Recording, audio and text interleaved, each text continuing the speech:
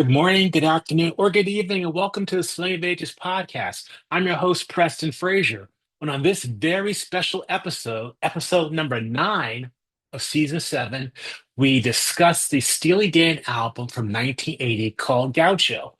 Steely Dan from 1980 called Gaucho. And yes, I know we've talked about Steely Dan before. In fact, the Sling of Ages podcast is named after a Steely Dan song, Sling of Ages from Everything Must Go from 2003.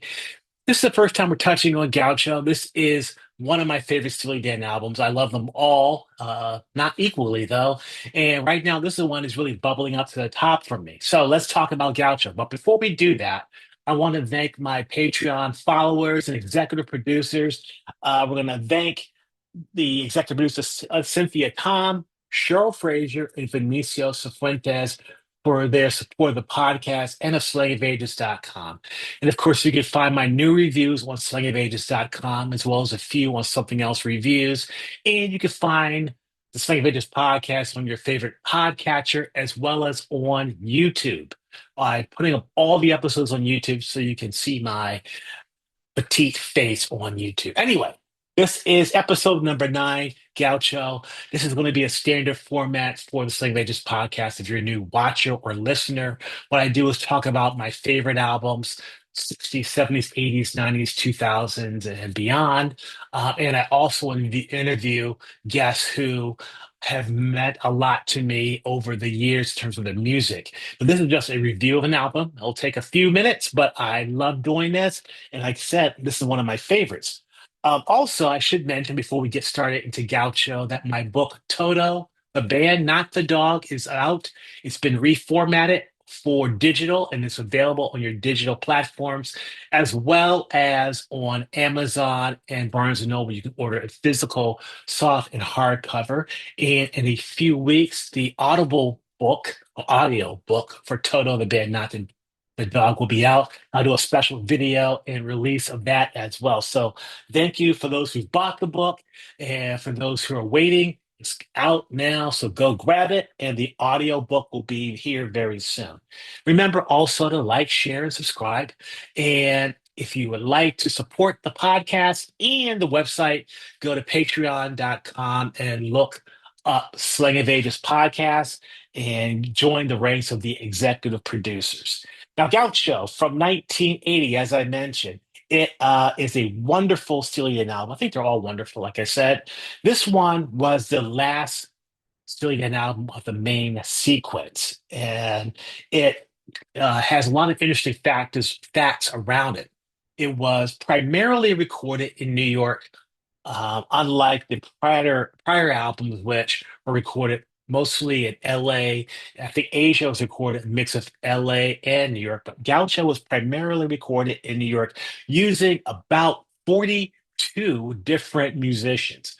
But Steely Dan is known for using a lot of musicians. That's not that abnormal for the band. What is abnormal is that it took the band a while to record Gaucho.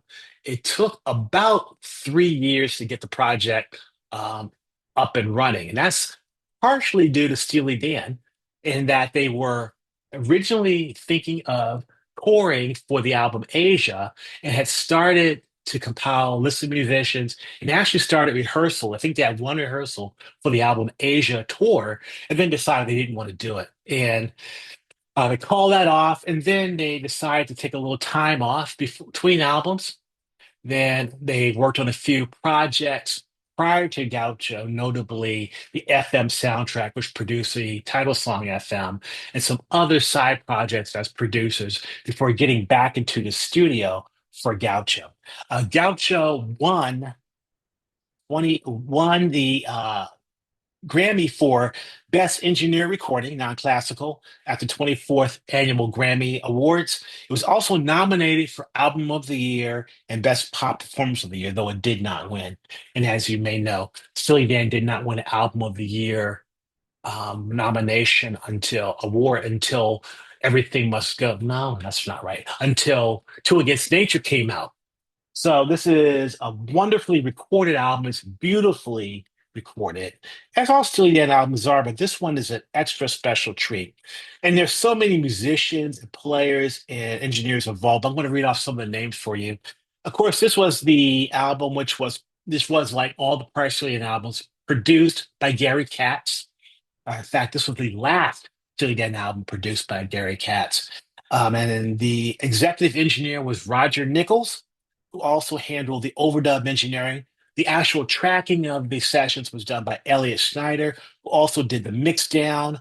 And Elliot Schneider worked with Bill Schnee on the tracking. Uh, Jerry Gavaza was the overdub engineer, and Roger Nichols and Wendell are credited with the sequencing and special effects. Wendell being the drum machine that Roger Nichols created after Donald Fagen and Walter Becker gave him a bunch of money. He made a drum machine, and this was early. Like I said, this was released in 1980. This was probably early 77, 1978 when he built Wendell because Walter Becker and Donald Fagen wanted a perfect drum track. There are a bunch of assistant engineers, at least I guess probably 10 different assistant engineers. I'm not going to read them off. It was mastered by the great Bob Ludwig. And at the time, they were working with Frontline Management as their management company. And that would play into this album significantly, as well as any future recordings that Donald Fagen and Walter Becker did, because Frontline Management at the time was Irvin Azoff's management company, and they were very instrumental in getting a huge advance on this album, but also instrumental in fighting Steely Dan's battles. This was an album where there was some controversy around how much it cost. I think this and Tom Petty's Heart Promises were $1 over the average rate of a record at the time, and Steely Dan was a little upset by that, and Tom Petty certainly was as well.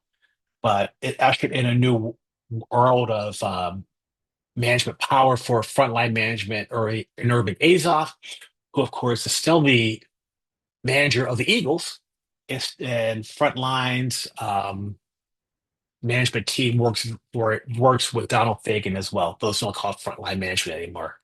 Any case, Gaucho, like I mentioned, a lot of different studios, a lot of different players. We'll go through the players for each song.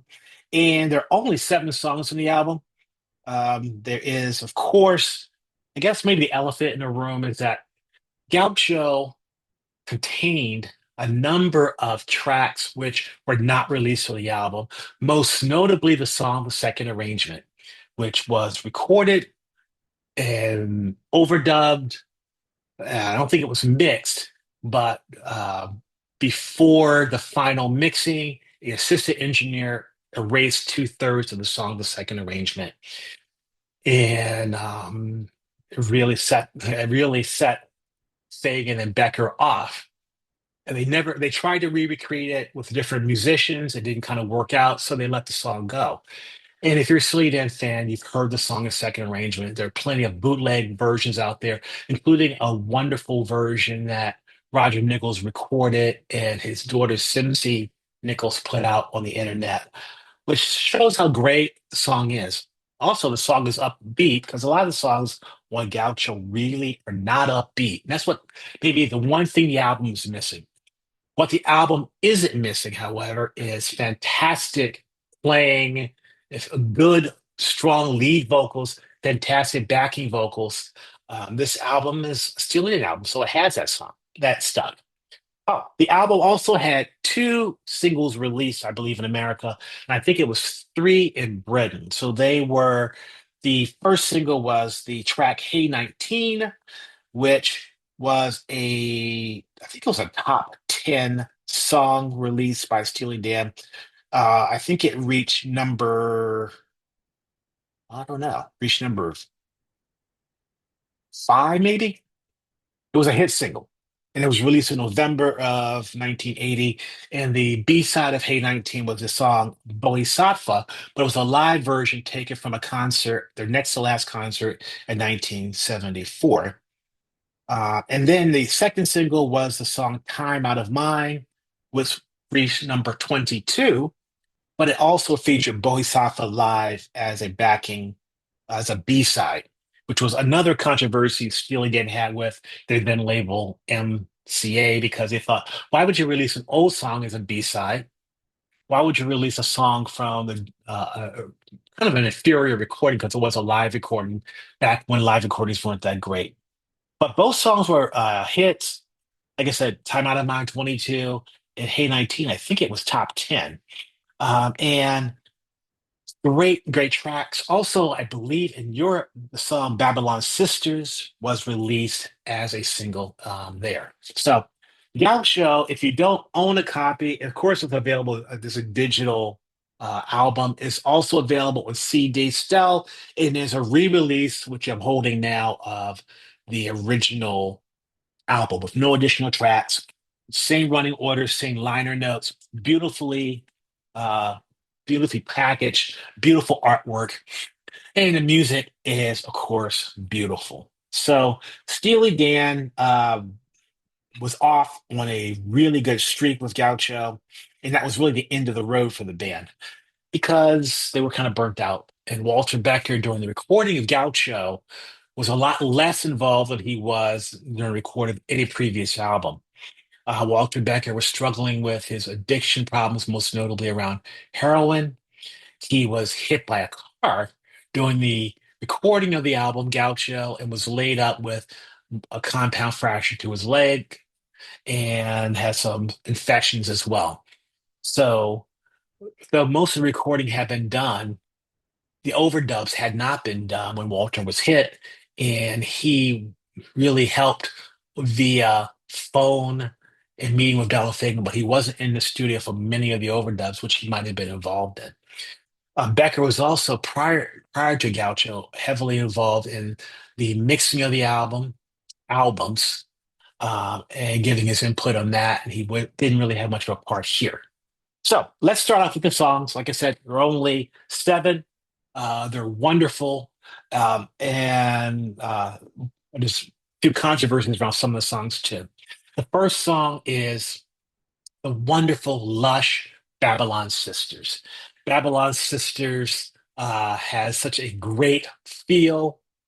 It has such great playing to it. It features Fagen, of course, on lead vocal on all the songs, which is a modus operandi they would retain till they got to Everything Must Go, their last Steely Dan album. Fagen lead vocals, Bernard Purdy on drums, and this is the famous Purdy shuffle. It's beautiful halftime shuffle. Chuck Rainey, which was Walter Becker's favorite go-to bassist on bass guitar. Don Grolnick, the late Don Grolnick on electric piano and that funky clavinet. And of course, Don is no longer with us. He died probably 20 years ago. Steve Kahn in his second appearance on the Steely Dan album, and Kahn handles most of the rhythm guitar in this album, does a fantastic job here. Earl Crusher Bennett on percussion, and Randy Brecker handled trumpet and flugelhorn, providing the wonderfully lush flugelhorn solo. The horn section also includes Tom Scott, who handled tenor saxophone, alto saxophone, and clarinet, George March and Walter Kane on bass clarinets, and the wonderful backing vocals of Patty Austin, Tony Wine, Leslie Miller, Lana Grove, Diva Gray, and Gordon Grody. And they add something. The backing vocals are well top notch here. It's a shift from what they did with Asia, where you have Vanetta Fields and Clyde King, and Shirley Matthews handling the female vocals, and Timothy B. Schmidt and Michael McDonald handling some of the male vocals. Vocals are great. Babylon Sisters is an epic song. It is beautifully lush. You see the beautiful California coast. You feel that hot wind coming off the coast. You're driving west on sunset to the sea. And then suddenly that Santa Ana wind comes along and creates havoc and destruction over such a beautiful land. It is one of the jazziest Steely Dan songs, and there are wonderful standout elements like there is in every Steely Dan album. Again, the great Bernard Purdy from Elkton, Maryland, where I lived for quite some time. Beautiful detail shuffle. which later Jeff Porcaro said was one of his inspirations for the song Rosanna. That and the Led Zeppelin's "Fool in the Rain" were his inspirations for Rosanna. The shuffle's wonderful. The slinky bass by Chuck Rainey, and Don Gronick's growling electric piano and funky clavinet. But hats off to the great Randy Brecker, who's still with us, who's a fantastic trumpet player and handles the solos with his flugelhorn. And last but not least, the fantastic backing vocals, especially Patty Austin, with that great Steely Dan line, "You gotta shake it, baby, you gotta shake it, you gotta shake it." Rumor has it that it took them several days to mix the last 30 seconds of Babylon Sisters because they wanted to get the vocals, the backing vocals especially, exactly right. And they did. It's a perfect song. It is a slow burning song. And it's not one you would think would open an album, but it does really well. And it compares to the great albums, the great openers of their prior albums as well. The next song, as I mentioned, is their big hit, which was Hey 19. It's one which, like Babylon Sisters, still gets played regularly when Steely Dan does play live. And Hey 19 featured Donald Fagen on electric piano, synthesizer. This is the first appearance we have by Wendell, the drum machine, which handles the basic rhythm and overdubs of drums handled by Rick Marauder. Walter Becker handles bass. He's playing here bass and guitar. And Hugh McCracken's handling guitar as well. Victor Feldman and Steve Gadd are credited as percussionists. I think that Gadd is credited as percussionist because his drumming was sampled for Wendell, the drum machine. And I'm not sure what Feldman does. I think he probably plays a shaker or so. And of course, Victor Feldman died in the early 80s as well. Gadd's still with us. And Frank Floyd and Zach Sanders handled background vocals. And actually, they sound a lot like Michael McDonald. You could have had Michael McDonald do it here, and it would have been just as great. Hey 19 is if there is a typical Steely Dan song, Hey 19 is that. Guy meets girl, guy tries to seduce girl is really young. Guy is in his 30s. They don't have much in common. They don't talk at all. We can't dance together. We can't talk at all. But they have one common ground, or maybe it's two pieces of common ground. The Cuervo Gold, they like their tequila, and they're fine Colombians, so they like their marijuana. And what do you know? The marijuana and tequila win the day, and he guy gets the girl. I should be pointing out that Hugh McCracken handles, I think he handles a lead guitar. I'm not sure if it's him or Becker who handles a solo. It sounds like Becker to me, but it could have been McCracken. And McCracken died a few years ago as well. He was a well-known New York studio player. And here it's just a funky, slow burning song, but nothing fast-paced. It just chugs along, good R&B feel, and also a good, kind of almost danceable feel. And that leads us to the third song on the album, which is Glamour Profession. Again, another Steely Dan song where it talks about drugs and sex. And this song is has more of a dance disco feel to it. I was listening to an interview recently on Narado Michael Walden's podcast where he talked with Patty Austin, and she was saying that the studio they were recording this in at the time, where they did backing vocals, was across from Studio 54. So Fagan wanted to go in there and see what it was like, and he did. And he liked some of the rhythms. So some of those rhythms were incorporated in songs like Hey 19, but more notably Glamour Profession, because that song has a disco beat. Again, Wendell, the drum machine, is used as a primary rhythm for the song, but Steve Gadd handles the overdubs or plays along with Wendell, and it works out really well. And it has a slightly elevated beats per minute signature than the other two songs prior.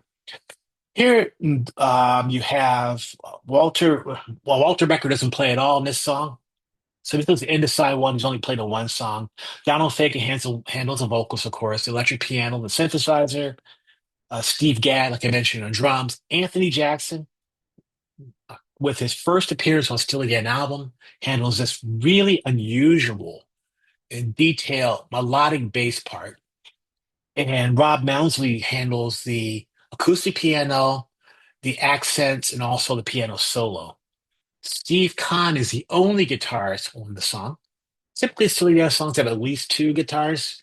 Songs like Gaslighting Abbey has probably 15 different guitar tracks. This one seems to only have really two, but Khan handles all the guitar parts, handles the rhythm, handles the lead, it handles this beautiful, slow burning solo at the end. And you have little percussion by Ralph McDonald, a notable New York percussionist, with Michael Brecker on tenor sax, Tom Scott on tenor sax, Lyricon, and doing the arrangement, and Leslie Miller, Valerie Simpson, Frank Floyd, Zach Sanders on backing vocals. Valerie Simpson was also key on Donald Fagen's A Night Fly. Of course, she is what she was one half of the Ashford Simpson duo with her husband Nick Ashford, who died a few years ago, and has written so many notable R&B classics like Reach Out and Touch Someone. Any case, Glamour Profession, good disco, good bounce, good guitar solo, jazzy guitar solo by Khan, and um, and something which they've played recently. Well, last time Steely Dan toured was on their set list. So Babylon Sisters, Hey 19, and Glamour Profession all are songs from side one, which are still being played live by the band, by what's left of the band in any case. So that takes us, you flip it over in the old days, and that takes us to the wonderful side two. And this is one of my favorite Steely Dan songs. I think it's my favorite song from this album. It's also a controversial song. It's a song, the title track, Gaucho. And Gaucho was not released as a single, uh, but it's a song that resulted in a lawsuit against Steely Dan, which he settled out of court by Keith Jarrett because he claimed, and later Fagen and Becker agreed that it sounded very suspiciously like one of his songs. So he got a writing credit and got some money for Gaucho. Any case, Gaucho is a beautiful song, but it's weird because this is a song with West Coast drummer Jeff Porcaro from LA, who handles his only Steely Dan appearance, and it's his last Steely Dan appearance, actually. And Walter Becker handles the bass guitar, second appearance on bass.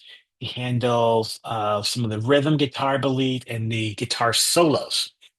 Donald Fagen handles the electric piano and synthesizer. Rob Mounsley does a wonderful bang up job on the piano, acoustic piano.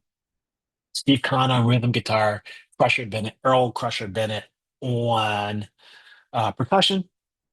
And Tom Scott handling the tenor saxophone and doing the horn arrangements. You may remember Tom Scott did the horn arrangements for the album Asia as well. Randy Brecker returns on trumpet. Valerie Simpson, Patty Austin, and Leslie Miller handle these angel like vocals, backing vocals. Um, Gaucho was a song when Walter Beck was alive, which when it wasn't a set list, he would occasionally sing lead, and I thought it really worked well for his voice. The cadence is difficult, but and there's one note assigned to almost every syllable, so it doesn't have these long sustained notes that people who don't have great vocals have to sing. So it was perfectly suited for Becker's voice, and he did a great job. What I like about this song is one thing I like about the song is the rhythm track is unusual. Becker does these really uh, gigantic slides on his bass, very, very similar to what you hear from David Hungate of Toto. He handles this huge range of bass styles. He is locked into the pocket with Porcaro, but it really stands out. Kara also handles these really unusual buzz rolls, especially at the beginning of the song, these really unusual and nuanced ghost notes. And this is a song that did not have Wendell on it. It was just Jeff Porcaro. The band which recorded this initially was, I think, Jeff Porcaro, and I think it may have been, was it Anthony Jackson on bass, and they had recorded it and recorded it and recorded it. The rest, just the rhythm section, so it was Caro, Anthony Jackson, and Steve Kahn, and I think Rob Mounsley in the studio. working the rhythm track, working the rhythm track as Steely Dan used to do, but they would focus on the drummer and the rhythm track first, and it took them forever to get it. Just before Jeff Beccaro was scheduled to fly out to go to a Toto gig, had to go back to LA, they came in and they nailed the track. And Fagen and Becker weren't even there, and the rhythm section played it. Later, I understand that they removed Anthony Jackson's bass part, and Walter Becker decided to pick up the bass and play it himself. I would love to hear the unreleased version of this song, but it doesn't matter. It's wonderful. Another thing I love about the song, and this is the only song on the album, Gaucho, which features a Walter Becker guitar solo. And it is his solo is always good, except for maybe Blues Beach when everything must go. His solo is always good or great. This solo was great. Um, it is bluesy, like he likes to play those blues licks. It really has a melodic anchor to it that really resonates with the song. And it's just great to hear him play like this. And when he did it live, when he sang it live, he would not play the guitar solo, he would play the rhythm parts. I've never heard him play this song live, and of course, since he's dead, I probably will never hear him play it live. But love the guitar parts, and then the backing vocals are really high in the mix with Valerie Simpson and Patty Austin and Leslie Miller. Who is a gaucho Meagle? Why is he standing in a spangle leather poncho and his elevator shoes? Bodacious cowboys, such as your friend, will never be welcome here. High in the custard mill. What the hell does that mean? There's who knows, but wonderful lyrics, great playing, great rhythm. Love the song and hope to hear it again sometime soon. The next song was, like I mentioned, a hit as a second hit in the United States on this from this album, "Time Out of Mind." What do you have here? You have a mid-tempo song, which is about drugs, basically, heroin. And this is a song that I think Fagen on electric piano and Rick Marauder worked up because Marauder was having some questions about some of the rhythm tracks that he was putting down for Steely Dan. But he worked in the studio on several songs with just him and Donald Fagen in the studio. And here, I don't think this is Window. I think it's all Rick Marauder on drums. He does a fantastic job with a nice kind of R&B feel. Great work on the hi-hat, like he always does, and a really definitive tone on his toms and his snare. And it's really locked in with Walter Becker's bass. So you have a second song with Becker, and actually the last song on the album of I think he's only played bass on three songs on the album, and fantastic bass part by Walter Becker. And Becker also handles rhythm guitar. The song features Hugh McCracken on the rhythm guitar and a wonderful horn chart by Ron Mounsley, Mounsley also handles the piano, acoustic piano part, with Michael Brecker on trumpet. I'm sorry, Michael Brecker tenor sax, Randy Brecker trumpet, and it sounds fantastic. And then you have Dave Stefani on tenor sax as well, and David Sanborn on his I think it's his only Steely Dan appearance. So he's worked with Donald Fagen on alto sax, with Ronnie Cooper on baritone sax. Um, Walter Becker's, oh no, I forgot one big thing too. The guitar solo wasn't handled by Becker or McCracken, but handled by Mark Knopfler. Yes, that Mark Knopfler of Dire Straits. This was rumored to be Mark Knopfler's um, first or second session as a session player. He was not really a person who plays sessions much. He played a lot more in the 80s and 90s. And Mark Knopfler also is a person who doesn't read music. So he was given a tape of the song, a rough track. He had to figure out where his parts will go. And he played over and over and over and over again, as Steely Dan guitar players are want to do, because they want to get the best take from a guitar player and they're not easily satisfied. And here the solo is fine. It is not Mark Knopfler's best solo by any stretch. It's probably my least favorite guitar solo on the album Gaucho. Um, It could have easily had put in a guitar solo by McCracken or Walter Becker, though I think at that point when they were doing the overdubs, Becker wasn't available to be in the studio given his leg injury. But it is what it is. People don't seem to mind it, but it's not a world in the world of Steely Dan guitar solos. This will not rank in the top 10. They rank in the bottom 10. And of course, we had the backing vocals. Mentioned Leslie Miller, Patty Austin, Valerie Simpson, and the wonderful Michael McDonald with his only appearance on Gaucho, though he was all over Asia and on the Royal Scam. Here he sings the step outs here and he does what Michael McDonald does best. The song is beautiful, it's funny, and it's about drugs. And he's still it's got a great dance beat to it. Next song up, and the next to last song is the song My Rival. And My Rival is a slower, um, not ballad, but it's a slower, more contemplative song. It has Steve Gadd on drums, and I believe it's a Wendell drum machine here as well.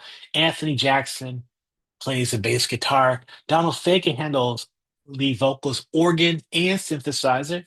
You haven't seen Fagen play organ on an album in a while.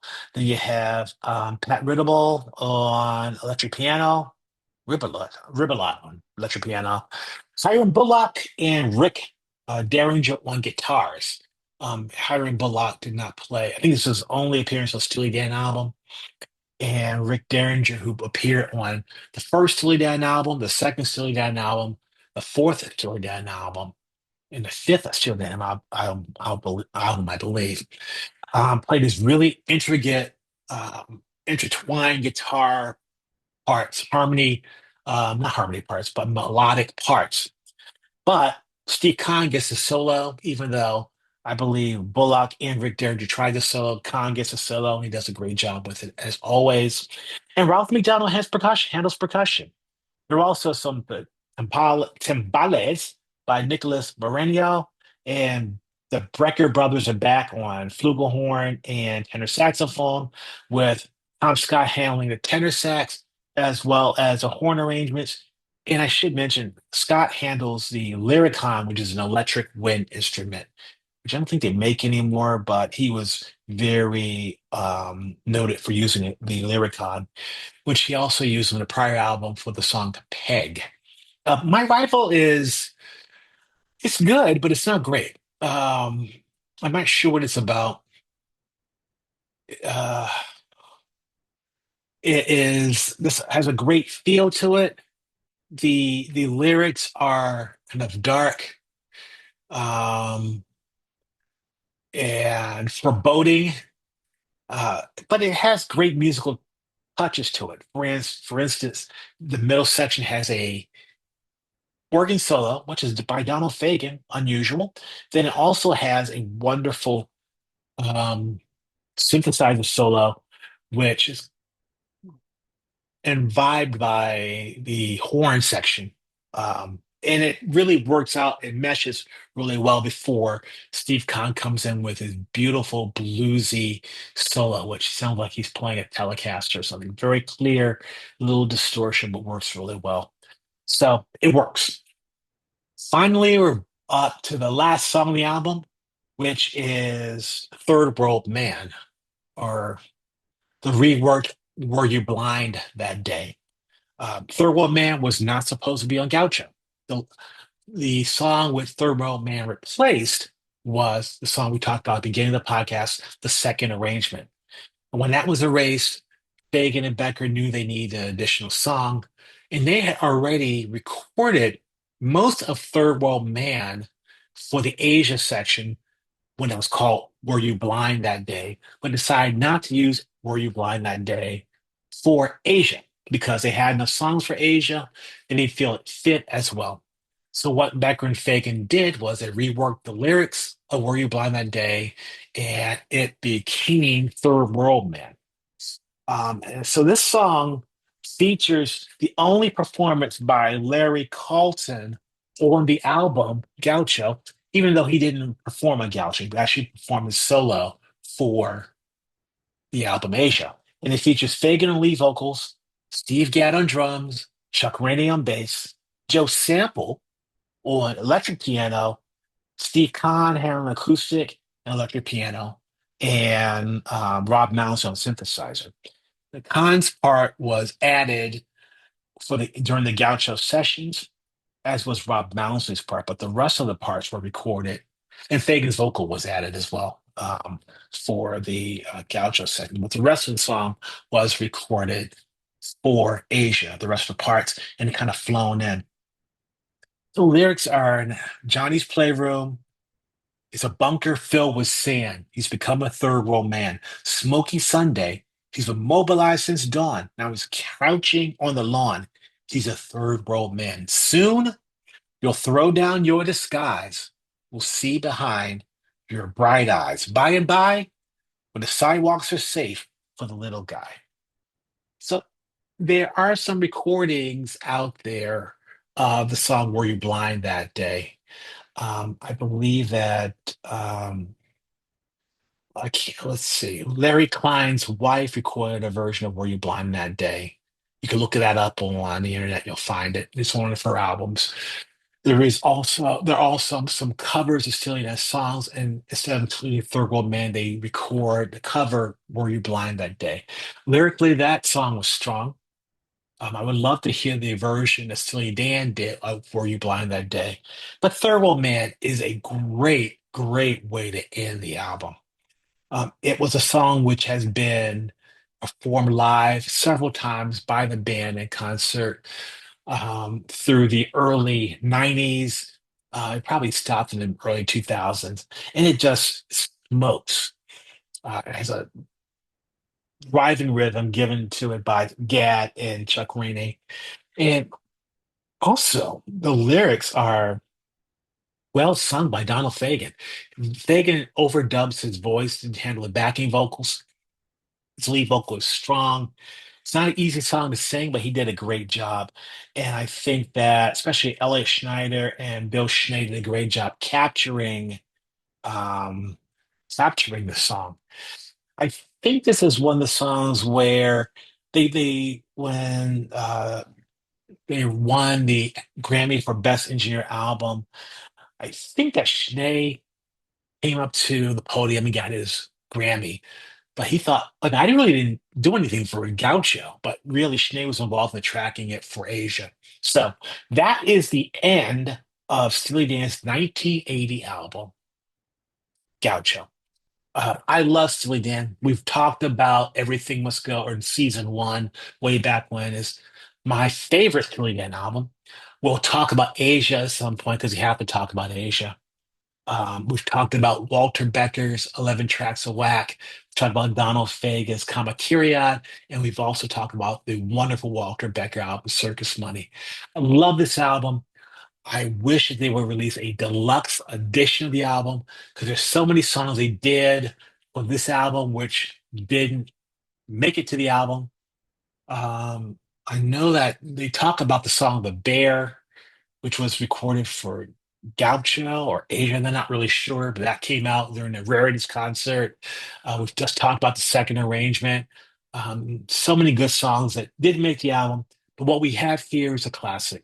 So listen to it if you've never heard it, find it, buy it. Again, it's available in CD still. It's reissued on premium vinyl. You can buy it on the Steely Dan's website or the provider of your choice. I think you'll love Gaucho. It's one of my favorites. And that is it for episode number 9, season 7. Appreciate each and every one of you. Again, I want to thank my patrons, followers, and executive producer Cynthia Tom, Cheryl Frazier, and Vinicio Cifuentes. Like, share, and subscribe. Buy my book, Toto the Band, Not the Dog. In a few weeks, my new book will be coming out, and I'll talk about that a little bit later in the season. And then I'll start writing the third book as well at the end of the summer. So more to come from me. Find the Slave Ages podcast, watch on YouTube, subscribe, buy, whatever people say. I don't know. Anyway, I appreciate each and every one of you. Thank you for listening, and we will talk soon. Take care.